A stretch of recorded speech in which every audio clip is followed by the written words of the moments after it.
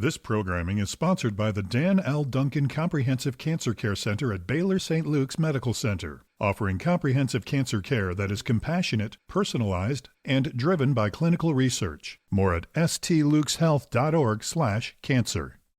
This is the Engines of Our Ingenuity, made possible by the friends of KUHF Houston.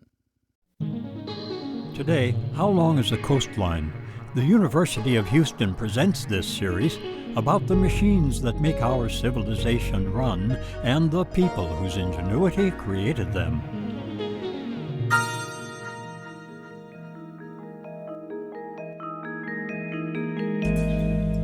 My wife looks up from her book and says, "Did you know that Maine has the fourth longest coastline of any U.S. state? Interesting. So, just for the fun of it, I look it up. Oops, I find it ranked 9th, not 4th. So I look further. Turns out people measure coastlines in different ways. The closer we see a coastline, the more jagged it gets.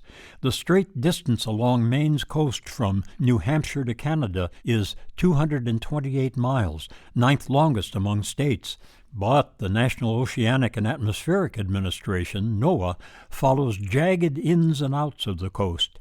They get a coastline 15 times greater. Now I find a curious graph. It shows how long Britain's coastline would be if we traced it with different measuring sticks.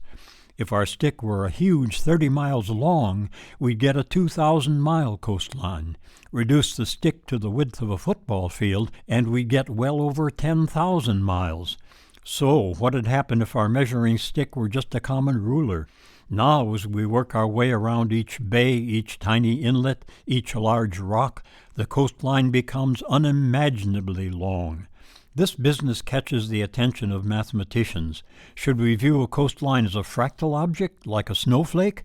If we could, the length would go to infinity as our measuring stick approaches 0 in length. But coastlines don't replicate their shape as they shrink. They are not fractals, and we have to stop at some reasonably small measuring length. Now another wrinkle. Some coastline lengths increase much faster than others as we shrink our unit of measure. Compare, say, the states of Hawaii and Maine. Hawaii's coast is far smoother than Maine's, so a very large measuring stick shows Hawaii with the 4th longest coastline and Maine with the 9th. A shorter unit, the one used by NOAA, ranks Hawaii down at 18th longest, and it raises Maine to 4th. This business can get tense when nations argue about boundaries. Boundaries are often defined by features almost as messy as coastlines. The boundary between Portugal and Spain is a twisting line of rivers and mountain ridges. As late as 1951, the two countries disagreed on the length of their boundary by over 20%. Now, of course, the ravages of climate change throw another monkey wrench into such measurements. Coastlines change. Rivers alter their courses. Volcanoes recently increased Hawaii Island's coastline by adding 700 acres to it. A message lurks in all this. It is, let's not be too quick to accept a simple answer.